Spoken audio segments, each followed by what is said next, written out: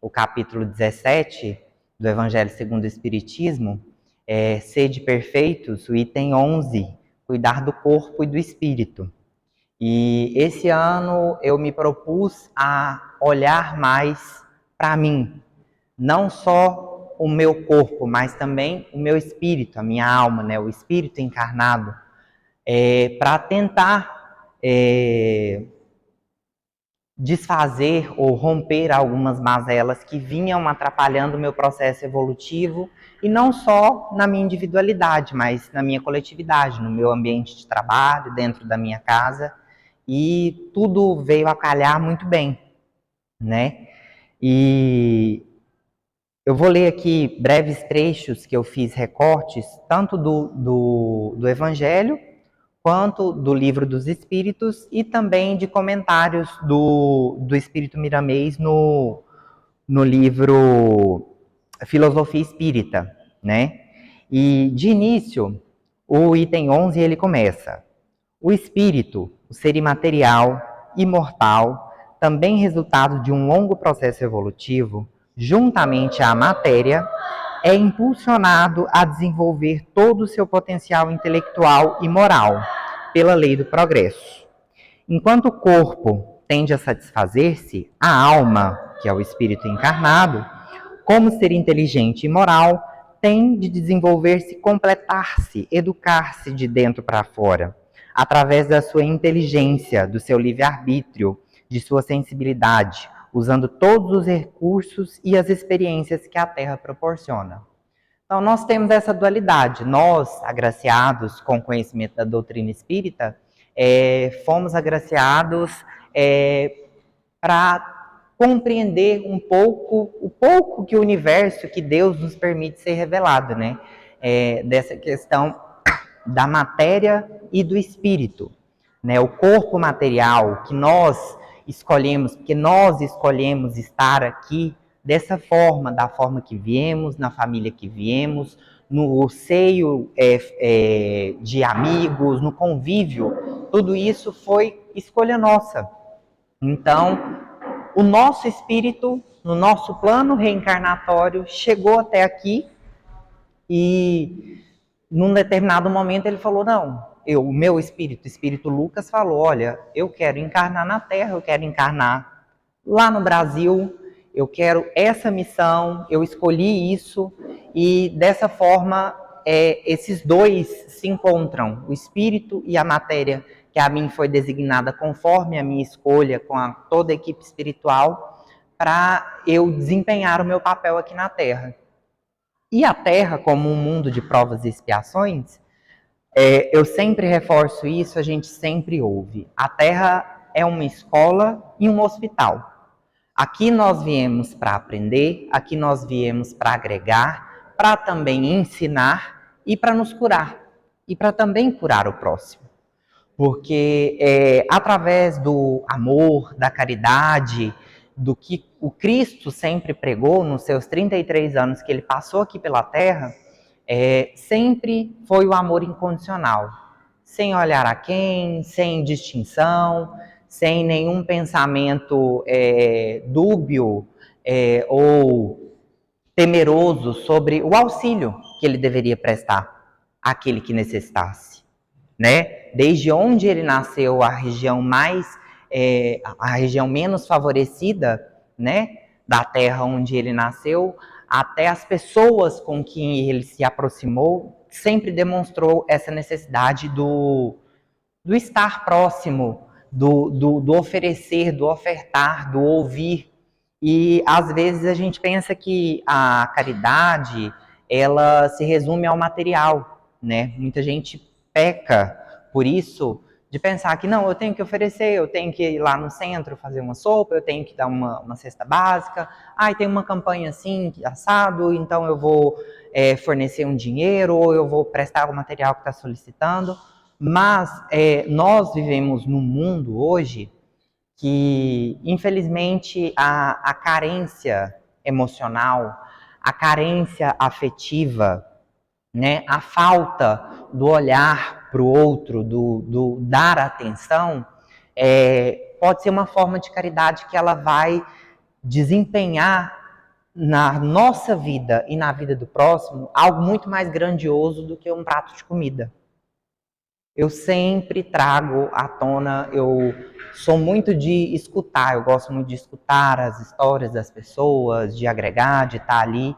E aí, por muitas vezes, as pessoas me procuram, que eu sempre escuto, e às vezes não falo nada, e não há necessidade de falar nada. Às vezes a pessoa ela quer desabafar, ela quer ouvir. E é uma forma de cuidar, porque o cuidado que a gente enfrenta, tanto do corpo e do espírito, que é o tema que nos foi proposto hoje, é atentar ao desenvolvimento psíquico, ao desenvolvimento que vai agregar ao espírito, que já tem toda uma bagagem das vivências passadas, sejam das mais remotas até as mais próximas. A partir do momento que a gente decidiu encarnar aqui hoje, e os nossos irmãos que estão desencarnados estão se preparando, né? Estão burilando o seu desenvolvimento, o seu espírito para que ele se torne alma enquanto encarnado nessa matéria aqui. Então nós estamos nessa simbiose, né, dessa dualidade do cuidado, essa necessidade do cuidado tanto do corpo quanto do espírito. Há necessidade disso, nós temos que observar. E aqui, quem hoje, num sábado, primeiro sábado do mês, a gente se propôs, o dia hoje amanheceu um sol espetacular, a gente podia estar num parque, estar num clube, mas quem aqui hoje se propôs veio para tratar o espírito, veio buscar o tratamento espiritual, veio buscar a melhora, a aflição que às vezes está latente na mente da gente, a gente encontrou esse refúgio. A doutrina espírita, ela traz esse refúgio muito grande. Não só a doutrina espírita, nós não podemos levar todo o crédito, né? A fé, ela traz esse consolo, ela traz esse auxílio, porque quem crê em Deus já tem um grande amparo, já tem um grande tratamento. Ele trata o espírito, às vezes com outras denominações, a alma, a aura, seja lá a religião, mas a religião que ela preconiza os ensinamentos crísticos, quem a de fato pratica, quem participa, ele cuida do seu espírito. Mas e o cuidado com o corpo? Eu tenho olhado para o meu corpo sem dar vazão à vaidade, né, à luxúria, à gula. Eu tenho cuidado de mim? Eu tenho mantido a minha matéria, essa matéria que eu escolhi estar encarnado, eu tenho zelado por ela para que ela auxilie o meu espírito a somar, a crescer e agregar a bagagem dele, a malinha que ele terá, que ele tem, né? Todo espírito ele tem uma mala que todo ensinamento ou todo desaprendizado, ele fica ali. O que é de bom, eu vou aproveitar com certeza, mas nas vidas futuras eu vou colher muito mais. O que é de ruim, o que é mal, ou que tem ausência do bem, seja numa atitude, numa postura, num pensamento, vai também para a minha bagagem. Mas isso eu vou ter muito mais rápido, tanto aqui e de uma maneira muito maior, mais gravosa e em maior proporção na próxima encarnação que eu escolher vir. Porque não só de idas e vindas a gente vai aproveitar, mas a escola, o centro de saúde, que aqui é a Terra, que nós nos propusemos a encarnar, essa geração nossa, e a gente caminhando para o mundo de regeneração, nós ainda precisamos passar. Eu já falei aqui outras vezes sobre o sofrimento, que o sofrimento ele é inerente ao homem. O homem ele precisa sofrer para se desenvolver, mas basta escolher a forma que eu sofro. Como eu enfrento o sofrimento, o que de fato eu preciso sofrer, o que de fato eu preciso passar. Porque nem sempre uma determinada situação, ela vem até mim e eu preciso me afetar daquela forma. Às vezes, aquela desgraça que acontece na vida da gente é um ensinamento, não é o sofrimento que eu tenho que tirar dali.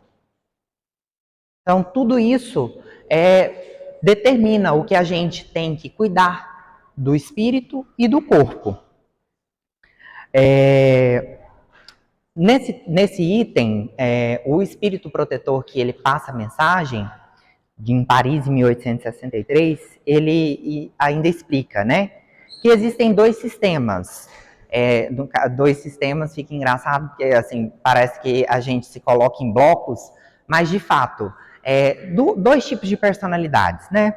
Os ascetas, nada mais é que são as pessoas que buscam a perfeição espiritual, que levam a vida regrada, dedicam-se a orações, privações, flagelações, vivem uma vida contemplativa. Os ascetas, os eremitas, na Índia antiga, né, tinha muito a autoflagelação como uma forma de purificação para alcançar os deuses, né, aquele sistema cástico que eles viviam. A Igreja Católica, até ali por volta da Idade Média, também passou muito por isso, a questão da flagelação, e dentre as várias reformas, tem aqueles atos penitenciais, né, quando tem da confissão. E aí ele fala que tem essa divisão dos ascetas, né, que desejam abater o corpo, e o dos materialistas, que querem diminuir a alma, tomando o corpo, a realidade única ou a mais importante. Considera ambos violências insensatas. Então, nem tanto, nem tão tanto, nem tão pouco, né? Nem tanto ao céu, nem tanto ao mar. Eu costumo falar muito para o meu companheiro que tudo a gente tem que ter parcimônia. A gente tem que ter mais pé no chão. Lógico, o espírito, ele vem embanhado de várias informações e as coisas vão chegando, e se nós não nos atentarmos e agir no impulso, na emoção, acaba que é um descuido com o próximo, comigo, com o meu espírito, com o meu corpo, com o corpo do próximo, e tudo desencadeia, tudo desanda, desencadeia para o pior, né? E no Livro dos Espíritos, lá na introdução, no capítulo 6, no 24º parágrafo, tem uma observação. Que o espírito encarnado está sob a influência da matéria. O homem que supera essa influência, pela elevação e purificação de sua alma, aproxima-se dos bons espíritos, com os quais estará um dia. Aquele que se deixa dominar pelas más paixões e põe todas as suas alegrias na satisfação dos apetites grosseiros, aproxima-se dos espíritos impuros, dando predominância à natureza animal. Sempre tem em mente, acho que todo mundo aqui já ouviu falar da água da paz de Chico. Alguém já teve essa experiência, já fez essa experiência, já praticou? Da última vez que eu estive aqui, eu tinha recentemente praticado e é algo incrível. Porque o nosso pensamento, a nossa vontade, o nosso agir, ele sempre está coadunado com o que a gente emana. E tudo que a gente emana, toda energia que a gente emana, ela vai buscar, ela vai puxar, magnetizar aquele mesmo ar de energia. Então, se eu estou embasbacado de ódio, de fúria, eu estou desesperado, aquilo só vai somatizar. E, às vezes, você buscar um momento de silêncio, um momento de, espera, vamos esperar um pouco, vamos parar um pouco, porque se eu fizer dessa determinada forma, se eu agir emocionalmente, impulsionadamente, eu posso causar determinados prejuízos que, assim, podem ser irreparáveis. Às vezes não para mim. Eu falo e está tudo tranquilo. Mas e o outro? Eu tenho que sempre pensar, o prejuízo não é o de quem fala. O prejuízo maior é de quem ouve. A forma com que a pessoa levou, o que ela decidiu extrair daquela relação que você tem com ela, e às vezes você não teve uma má intenção. Mas inconscientemente, por falta do pensamento de amor e de caridade, você despejou ali naquela situação algo que pode ser muito prejudicial a curto e a longo prazo. Então, uma frase simples, um diálogo pequeno, hoje um áudio no WhatsApp que a gente manda, algo que às vezes você falou de uma determinada forma, mas a pessoa escutou de outra. Então, a gente ter essa parcimônia, ter essa racionalidade junto da emoção, ela traz um equilíbrio muito grande para o nosso desenvolvimento. Ela traz um equilíbrio que o nosso espírito, ele já com a bagagem de tudo de maravilhoso que ele tem, ele vai conseguir se desenvolver de uma forma muito melhor, muito maior. Então isso é muito mais fácil. A gente racionalizar mais as coisas, mas sem perder o afeto, sem perder o cuidado, sem perder das linguagens do amor que a psicologia fala, né? O cuidado, o presente, o estar presente num tempo de qualidade, o ter as palavras afirmativas que vão auxiliar a pessoa, impulsionar. Então tudo isso é importante. Sobre o espírito, aqui hoje a gente se propôs a tratá-lo e então acredito que, assim, nós já temos muito claro sobre tudo que a gente precisa fazer, né? Qual que é a maior lição que o Cristo trouxe para a gente? O amar ao próximo e a caridade incondicional. Incondicional. Qual a forma, como que eu vou agir, qual é a caridade que eu devo prestar? São inúmeras, são imensas. Ontem mesmo a gente estava no meu local de trabalho, a gente conversando, lançou uma campanha, e aí todo mundo assim, não, mas é porque aí vai funcionar como uma gincana, e a gente, não, mas é porque vai ser bom ganhar. Falei, gente, a gente não pode esperar muito, assim, porque órgãos públicos às vezes são defasados, porque é um grande sistema que tem que respeitar, mas a dignidade que a gente vai levar nessa campanha é o mais importante. É o serviço digno, humanitário que a gente presta em qualquer aspecto, no ambiente de trabalho, dentro da nossa casa, com o nosso vizinho, no nosso condomínio. Às vezes o olhar que a gente tem, eu trabalho com um público vulnerável no judiciário, então assim, depois que eu comecei com isso, a visão que a gente tem de mundo, que a gente passa a olhar para as mazelas que a humanidade tem, da questão da fome, do abandono afetivo, do abandono parental, da violência doméstica, da violência sexual. Então, é aquele sofrimento que nós somos inerentes. Mas cabe a mim, eu vou sofrer perante essa situação, ou eu vou pegar um aprendizado e eu vou trabalhar e eu vou levar aquilo adiante e eu vou modificar. Eu vou ser aquele fósforo, outra frase que eu sempre utilizo eu vou acender o meu fósforo para estimular o meu amigo a acender o dele. E quando pensa que não, se cada um aqui acender um fósforo, num breu, numa escuridão total, já vai dar uma chama legal.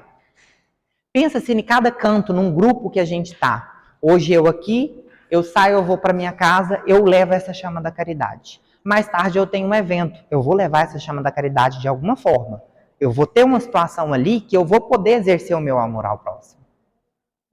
E nisso eu vou propagando que nós somos centelha divina. Nós somos criados à imagem e semelhança do Cristo. Então, nós seremos crísticos um dia. É louco, né, a gente pensar isso. Nossa, eu tão imperfeita, essa matéria tão impura, sujeita a tantas doenças, tantos problemas, e eu tô, assim, num caminho, eu tô batalhando, eu tô lutando para chegar do lado do Cristo. Eu vou ter a oportunidade de estar do lado dele. E aí o primeiro passo eu tô dando aqui. Hoje eu fiz minha triagem, estou iniciando meu tratamento, vou dar continuidade ao meu tratamento, não é porque eu venho em 2 sessões de tratamento, eu estou me sentindo bem, é igual aquele remédio para a gripe. Remédio para a gripe a gente compra, vem 2 cartelas, você toma uma, tá ótimo. Não, já estou bom, vou deixar. Volta, ela vem bem mais forte, tem um termo, a recidiva dela é muito maior da gripe. Então, esse cuidado. Que aí antes era só um analgésico, um anti-inflamatório, e você tem que partir para o antibiótico. É uma loucura. Então, o tratamento espiritual, ele tem uma sequência. E você vai receber a alta no momento que a equipe espiritual que está lá de cima, do lado, que não tem aquela linha, né? Não é aqui o físico e aqui o espiritual, o material e o espiritual. Então, a equipe espiritual que está ali trabalhando com a gente, eles têm um discernimento total de saber quando nós estaremos preparados, não para uma alta total. Uma alta assim, não, você não precisa mais de tratamento espiritual, acabou, o que você fez aqui está resolvido, está ótimo. Você teve alta deste tratamento espiritual, mas o que você teve aqui, o que você agregou até aqui, você tem a responsabilidade agora de levar para fora. E quanto mais é dado, mais será cobrado. Nós que já temos a dádiva do conhecimento da doutrina espírita, a nossa responsabilidade é muito maior. Nós temos um esclarecimento muito maior do que irmãos cristãos, mas que não têm esse entendimento, não têm a oportunidade do estudo da doutrina. Eles têm todo o ensinamento crístico, eles seguem o cristianismo nas suas mais variadas vertentes, mas eles não têm o conhecimento tão específico da forma que nós temos. Lá tem o sono eterno até a volta do Pai, tem o estar com os outros familiares, mas eles não sabem, ou às vezes preferem não saber, que a gente, quando chegar, a ignorância, que também é uma dádiva que é dada ao espírito quando encarnado, que vai ser destampado, o véu vai ser tirado, e aí é o que eu brinco, que vai passar o telão, aí sim vai ter o telão da nossa vida. De tudo que eu fiz, de tudo que eu falhei, de tudo que eu deixei de fazer, de tudo que eu fiz demais, de tudo que eu falei, eu deixei de falar, no que eu fui omisso, no que eu menti, no que eu contribuí, tudo isso vai estar lá. E não vai ser um telão que vai ser aqui igual pra gente, a nossa turma aqui. Temos uma turma grande de encarnados, mas de desencarnados muito maior. Não vai ser todo mundo que vai ver, não. É eu, Lucas.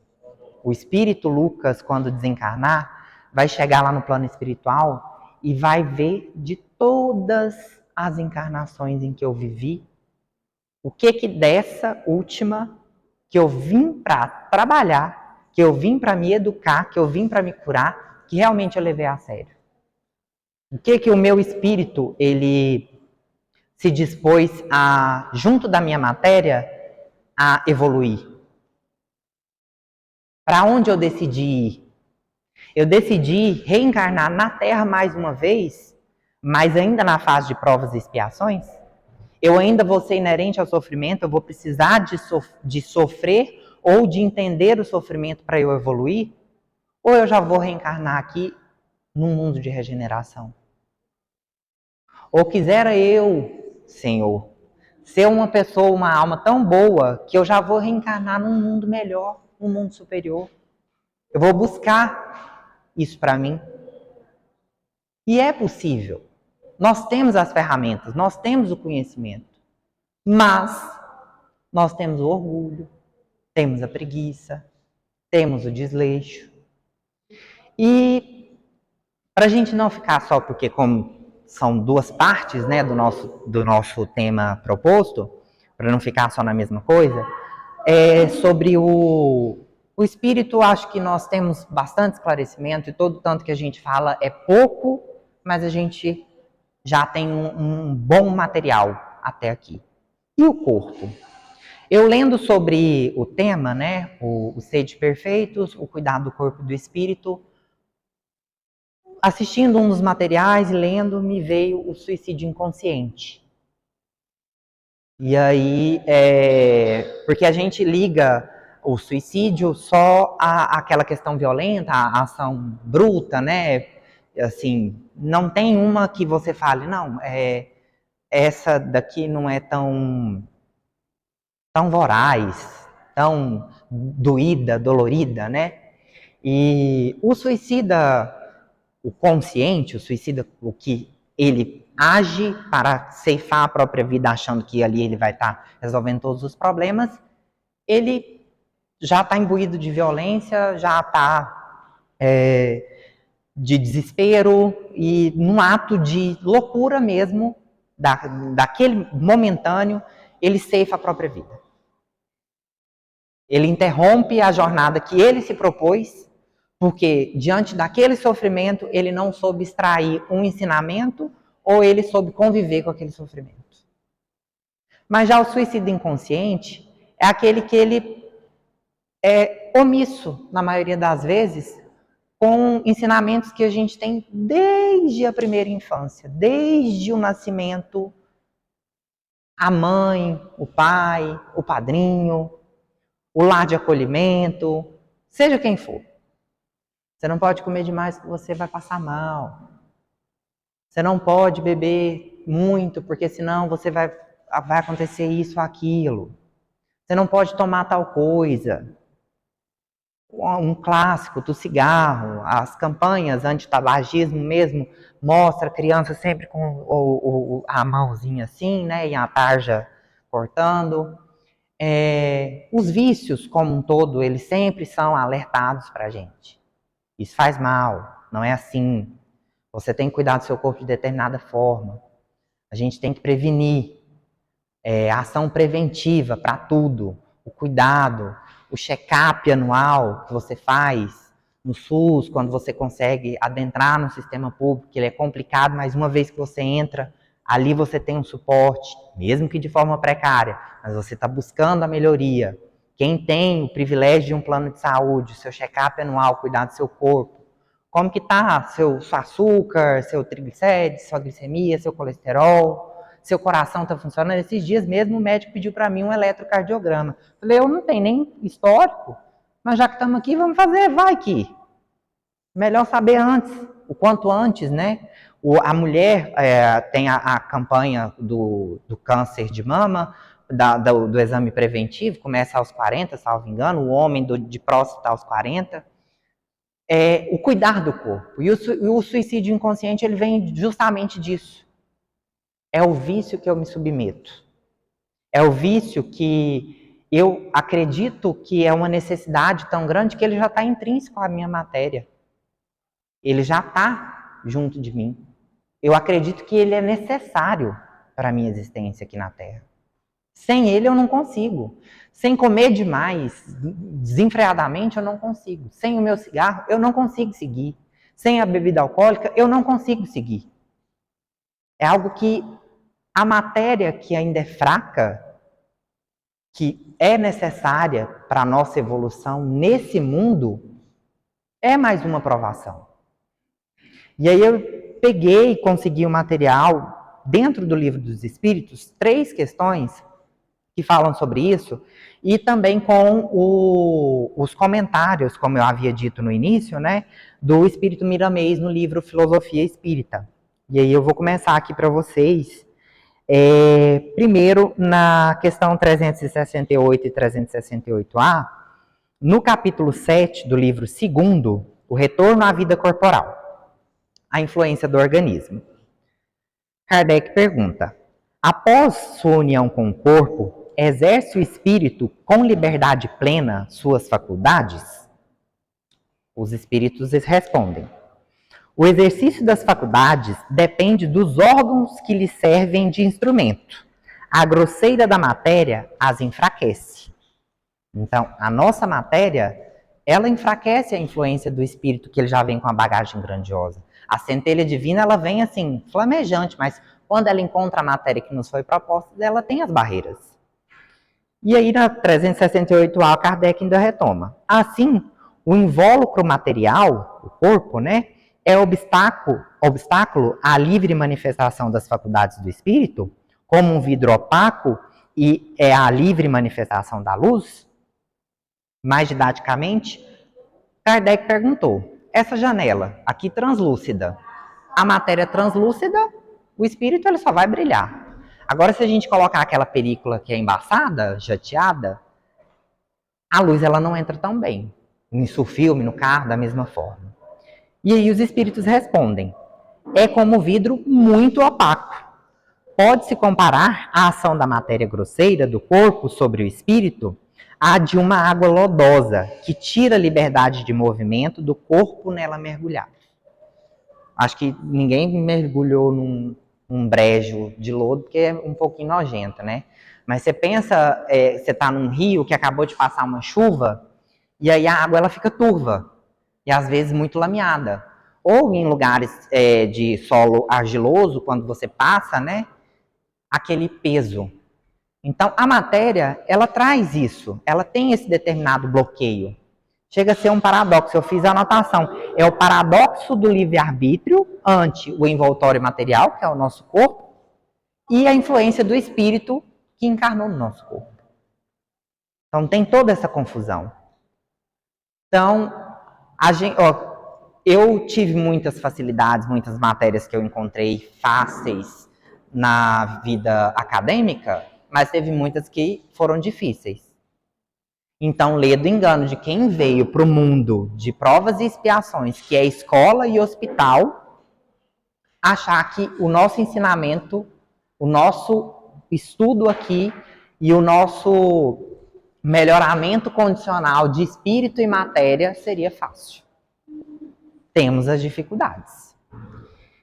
E aí Miramês fala: a matéria é sempre um empecilho para a alma, mas a essas dificuldades somam muitas oportunidades para que o trabalhador avance lutando para vencê-las.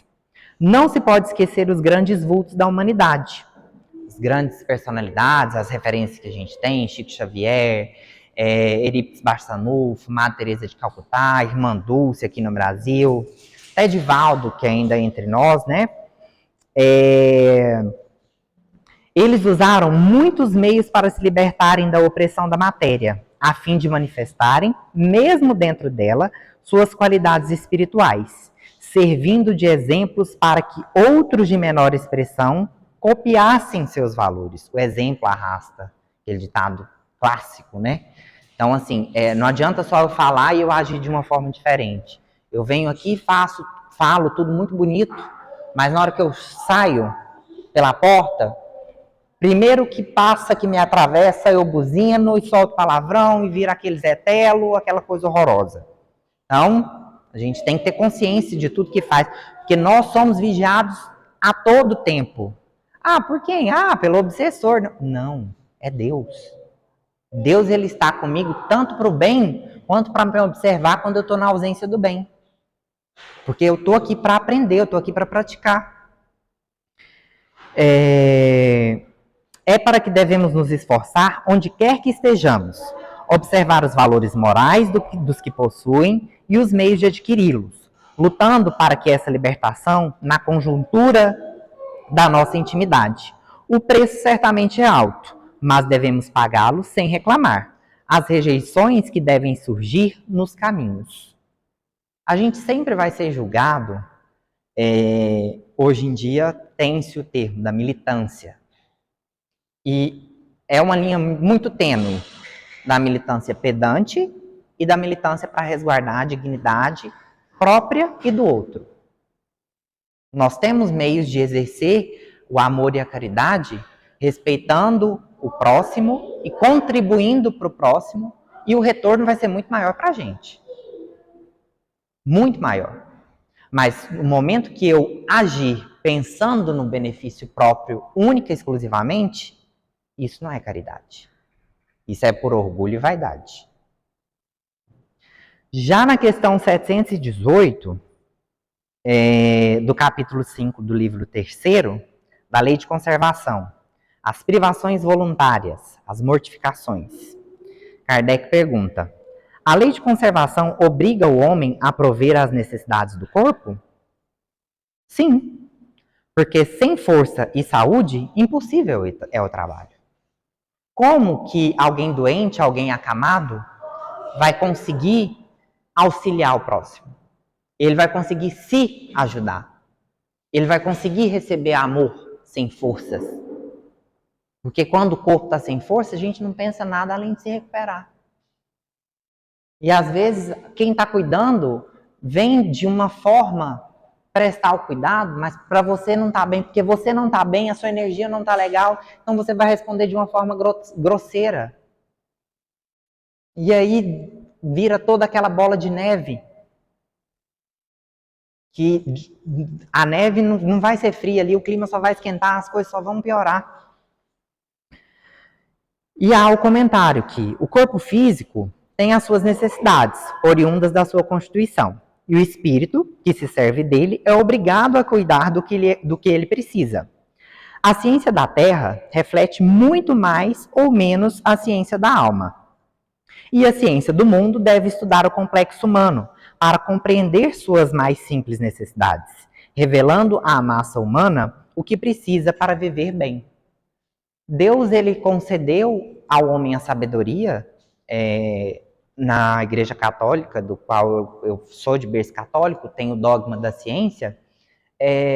Então, tudo que é desenvolvido na ciência vem através de Deus.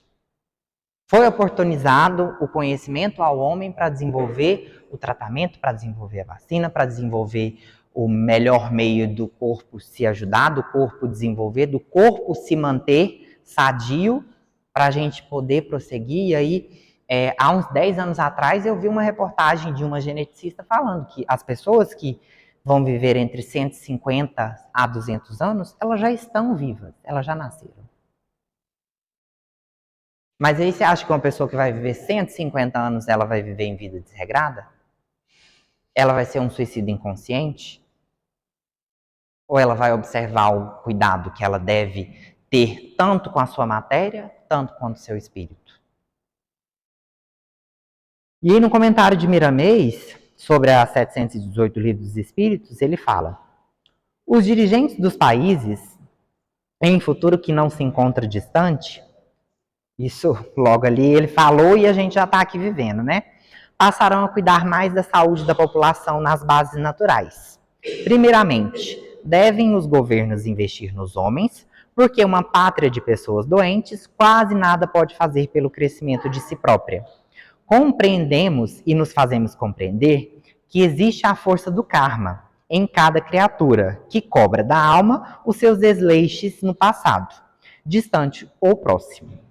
No entanto, existem muitas enfermidades que provêm da ignorância. Cessando esta, os efeitos deixam de existir.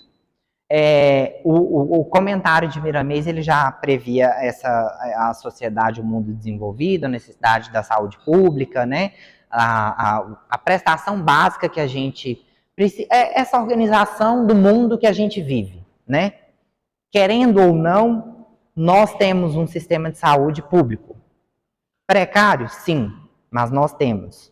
Então, os espíritos, isso lá na codificação em 1800 e os quebrados, eles já questionaram e depois Miramês ele veio comentando. Vai ter necessidade de organizacional. A gente precisa organizar da mesma forma que a gente organiza a nossa casa, o nosso ambiente de trabalho, a gente organiza aqui o trabalho dentro do centro espírita. O mundo ele precisa se organizar para ele conseguir prosseguir. E aí foi essa tensão que Miramês trouxe, observando, já falando das responsabilidades dos que estão acima de nós politicamente falando, para conosco, para que a gente consiga evoluir. Mas tem determinadas coisas que não dependem só desse fornecimento de acesso à saúde, ao cuidado. Tem a ignorância, a maledicência, a gula, o vício, em seus vários aspectos. Tudo isso não depende, pode ter todo o tratamento da face da Terra, mas eu não me predispondo a ser melhor, não vou conseguir chegar lá.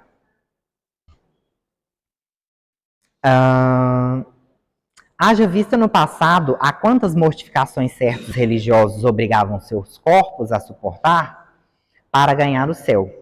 Muitos agiam assim, contrariando a natureza, exigindo do corpo o que ele não poderia dar.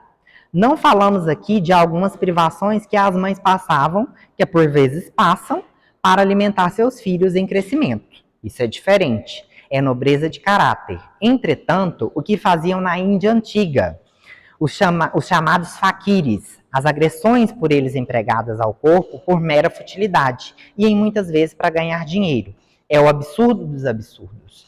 Então, há privações que às vezes, até pelo meu programa reencarnatório, que eu decidi escolher, que eu decidi passar para eu burilar o meu espírito, para eu conseguir evoluir, há privações que são necessárias, mas a privação que ela é meramente orgulhosa ou ela tem algum fim lucrativo, isso é a desaprovação que ele observa aqui para a gente, né?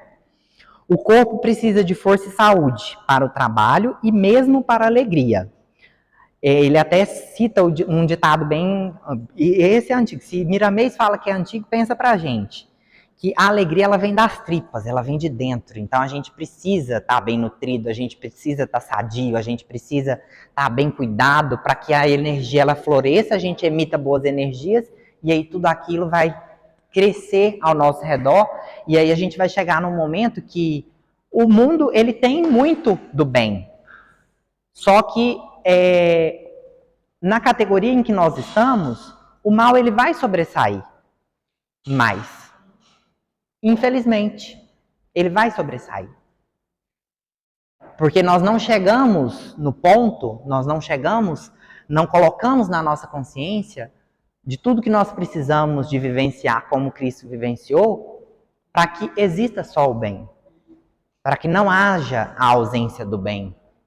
E o mal, ele por vez ou outra, na maioria das vezes, ele surja através de uma notícia num jornal, através de uma briga, de uma guerra que se desencadeia em determinado local. E no momento da refeição, mesmo os mais carrancudos se alegram quando têm fome, porque o alimento é abençoado e carrega consigo as energias para abastecer o corpo.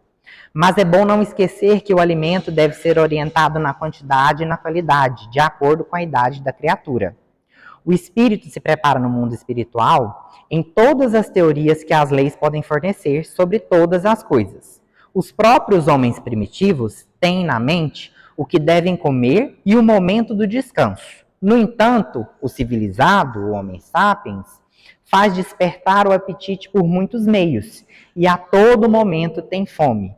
Do hábito de comer, ele passa ao vício e este traz consequências inabordáveis. O civilizado, em muitos casos, tem olhos e não vê. Esse é o grande ponto dos vícios, o que nós falamos. A questão do comer exageradamente, do beber exageradamente, o sexo exagerado, porque a carne, né, ela é inerente ainda, tem a questão da reprodução, tem o prazer humano, mas tudo em proporções exageradas que pode trazer o prejuízo, e aí a falta de cuidado do corpo, né? E vamos lembrar Marcos, no capítulo 8, versículo 18 do Evangelho, né? Do nosso Senhor Jesus Cristo. Quando Jesus fala com propriedade: tendo olhos não vedes? E tendo ouvidos não ouvis? Não vos lembrais? Tudo a gente tem consciência que a gente está fazendo aqui agora. A inconsciência do espírito, às vezes, ela desperta algumas coisas. Mas o que eu estou fazendo aqui agora, eu estou vendo, ouvindo e eu estou lembrando. Então, mais lá na frente, no momento do meu desencarno, a minha lembrança ela vai ser muito maior. E como eu disse lá atrás, um pouco no começo, quando eu desencarnar, eu vou ter consciência de tudo que eu já vivi nas outras e nessa. E eu vou somar. Vai chegar o momento da balança. Eu vou pesar se o que eu me propus a vir aqui, de fato eu consegui resolver. Eu melhorei. Ou eu só estagnei. Regredir, o espírito não regride. Ou eu fiquei estagnado, ou eu consegui. Eu não subi um degrau, mas pelo menos um passo para frente para conseguir alcançar o degrau, talvez eu consiga. Mas isso cabe a cada um. E por fim, já alongando o que não deveria alongar, na questão 952, no capítulo 1, livro 4, penas e gozos terrestres. E aí fala da questão, né, o desgosto da vida, o suicídio. Na questão 952, Kardec questiona aos espíritos: comete suicídio o homem que perece vítima de paixões, que ele sabia que lhe haviam de apressar o fim, porém, a que já não podia resistir, por havê-las o hábito mudado em verdadeiras necessidades físicas, é aquilo que eu falei, o questionamento. Eu tenho vício que eu torno ele para mim uma necessidade, porque o hábito é tão grande, então eu acredito ser necessário, né? E aí o Kardec é muito próximo, né? Tô íntimo. Allan Kardec fala, é um suicídio moral. Não percebeis que, nesse caso, o homem é duplamente culpado? Há nele, então, falta de coragem e bestialidade, acrescida do esquecimento de Deus. E aí, Kardec pergunta mais um pouco. Será mais ou menos culpado do que o que tira de si mesmo a vida por desespero? E os espíritos respondem. É mais culpado porque tem tempo de refletir sobre o seu suicídio. Naquele que o faz instantaneamente, há muitas vezes uma espécie de desvairamento, que alguma coisa tem de loucura. O outro será muito mais punido, por isso que as penas são proporcionadas sempre à consciência que o culpado tem das faltas que comete. Como eu havia mencionado também anteriormente. Há um momento de loucura, um momento de desespero, às vezes cometido suicídio, o espírito desencarnado, ele chega assim em completo transtorno no mundo espiritual e até que conseguem retomar a consciência dele para explicar que ele vai ter oportunidade de se tratar e ele vai ter novas oportunidades. Mas o suicida inconsciente, que é aquele que ele tem o raciocínio de tudo que ele faz, de tudo que ele age, que não é nada benéfico nem ao corpo, nem à mente, nem à alma, ele é muito mais culpado. Porque ele está tendo consciência, ele está vendo, ele está ouvindo, ele está lembrando. Mas isso faz mal, mas isso... No dia seguinte, a ressaca, no domingo, no final da tarde, daquele almoço exagerado, que eu desregrei, a gente é lembrado, e mesmo assim ainda persiste. E aí Miramês, nesse ponto, ele fala, o ser humano, vítima de paixões que ele mesmo desenvolve na sua vida, pratica um suicídio à procura de sua própria satisfação material, que, no entanto, são ilusões passageiras, que não levam a nada de concreto para a sua paz espiritual. Esse é, pois, um suicídio moral, capaz de embotar a alma para o conhecimento da verdade, e traz consigo consequências desastrosas no campo da mente, que irão refletir-se no soma, que é o corpo e o espírito. O homem é duplamente culpado pela falta de resistência na escolha das decisões e pela falta de fé no Criador. Todavia, Deus, o todo-amoroso e santo, usa todas as oportunidades como lições em que o espírito poderá entender seu desvio, palmilhando depois por caminhos mais acertados, onde o bem e o amor consubstanciam-se em caridade que lhe podem salvar. É a questão do racionalizar, de ter parcimônia. Não agir só pela emoção, pelo momento, pela situação, pela vontade. Me convém? Me fará bem? É necessário? Sempre questionar todo tanto que a gente questiona o que é o correto, como seria a ação do Cristo, e assim, não falando tão distante, né? Como Cristo agiria, porque parece que nós, por mais que a imagem e semelhança dele criados, mas uma figura tão perfeita parece distante, mas é perguntar assim, é racional, é lógico eu comer desse tanto, eu beber desse tanto, eu me submeter a esse vício?